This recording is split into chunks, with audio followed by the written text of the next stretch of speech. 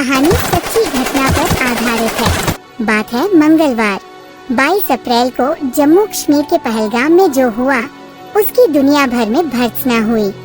पहलगाम की सुहावनी वादियों का लुत्फ उठाने देश के कोने कोने से आए पर्यटकों को नाम पूछकर उनसे कलमा पढ़वाकर मारा गया। प्रकृति की अद्भुत छटा का दीदार कर लोग जहां जश्न के माहौल में थे, वहां अगले ही पल गोलियों की तड़तड़ाहट से खौफ का मंजर पसर गया। पर्यटकों की आंखों के आगे अपनों की लाशें थीं, शवों से खून रिस रहे थे और पहलगाम की वादी से विश्वास कट्टरपंथ की बजबजाती नालियों में बह रहा था। इस्लामी कट्टरपंथ ने दुनिया को जितने असह्य जख्म दिए, उनकी लिस्ट में एक और दुर्दांत वाकया जुड़ गया। बात करते हैं हम कश्मीर में गए लेफ्टिनेंट विनय नरवाल, जो कि इस हादसे में अपनी जान गंवा बैठे और उनके जाने के गम में पत्नी पत्थर हो गई। लेफ्टिनेंट विनय नरवाल को आतंकियों ने कैसे मारा, ये जानने के लिए वीडियो को पूरी देखना पड़ेगा। शादी होने के बाद लेफ्टिनेंट विनय नरवाल और उसकी पत्नी घर आते हैं, तभी उनके पापा उनसे बोलते हैं, यह लो बेटा टिकट। पापा टिकट? इसका मैं क्या करूं? अरे विजय बेटा, यह मेरी और तुम्हारी मम्मी की तरफ से तुम्हारी शादी का गिफ्ट है। मुझे कुछ समझ में नहीं आया पापा। अरे यह तुम्हारे हनीमून के लिए टिकट है कश्मीर का।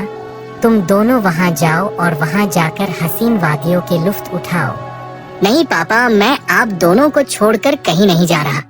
को जो कभी मेरा पल्लू छोड़ना ही नहीं चाहता।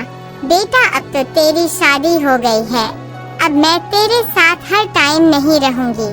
अब बहू ही तेरी जीवन साथी है और वही तेरी सुख दुख की साथी है, इसलिए मैं बोल रही हूँ तुम चले जाओ घूमने। माँ जी, आप चिंता मत करिए, मैं इनको मना लूंगी जाने के लिए। फिर विनय और उसकी पत्नी अपने रूम में चले जाते हैं और विनय की पत्नी उससे कहती है, ए जी सुनिए ना, आज हमारी शादी का पहला दिन है और आज मैं जो मांगूंगी क्या आप मुझे दोगे? हाँ मांगो मेरी जान, आज जो कुछ भी तुम मांगोगी वो मैं तुम्हें ला कर दूंगा। मम्मी पापा ने जो हमारी टिकट कराई है कश्मीर की, प्लीज मुझे वहाँ पर जाना है, आप ले जाओगे क्या? हाँ मेरी जान, तुमने मुझसे पहली बार कुछ मांगा है और मैं तुम्हें कभी मना नहीं कर सकता। चलो अब जल्दी से पैकिंग कर लो, हम कल सुबह ही निकल जाएंगे कश्मीर के लिए। और पापा मम्मी को भी खुशखबरी दे देना कि हम कल सुबह हनीमून मनाने कश्मीर जा रहे हैं। थैंक यू मेरे पति देव, यह बात सुनकर तो मैं बहुत ही ज्यादा खुश हूँ। अब मैं जल्दी से मम्मी को बताने जा रही हूँ कि हम कल सुबह हनीमून मनाने कश्मीर जा रहे हैं। फिर वह अपनी मम्मी को बताने चली जाती है, मम्मी आपने बोला था ना विनय को हनीमून के लिए कश्मीर जाने को, तो मैंने उनको मना लिया है और कल सुबह हम निकल भी रहे हैं कश्मीर के लिए। अरे बहू, तू तो बहुत समझदार निकली, जाओ अब जल्दी से पैकिंग कर लो, कल सुबह जल्दी निकलना होगा आपको। ठीक है माँ जी। फिर विनय नरवाल और उसकी पत्नी कश्मीर जाने के लिए पैकिंग कर लेते हैं।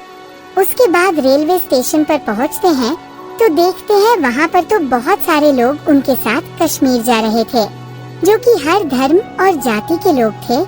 विनय नरवाल और उसकी पत्नी उन्हीं के साथ बैठकर कश्मीर पहुँच जाते हैं।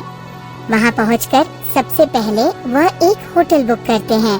सुनो जी, हमने रूम तो ले लिया है, अब जल्दी से नहा धो लो, फिर चलेंगे हम घूमने और मुझे भूख भी बहुत लगी है और थोड़ा बहुत खाना भी खा लेंगे बाहर जाकर।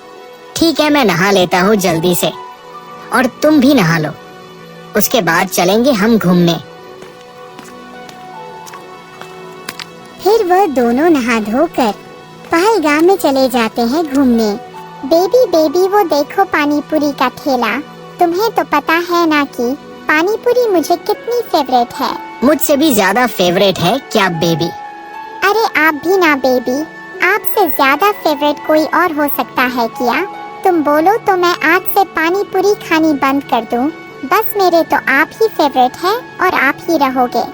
अरे नहीं बेबी, मैं तो मजाक कर रहा था, आप तो सीरियस ले गई। तुम्हें पानी पूरी छोड़ने की कोई जरूरत नहीं है। तो बेबी, अब तो खिला रहे हो ना आप पानी पूरी? हाँ, खिला रहा हूँ। अब बातें ही करते रहोगे या फिर चलोगे भी? फिर वह दोनों गोलगप्पे की रेडी पर चले जाते हैं।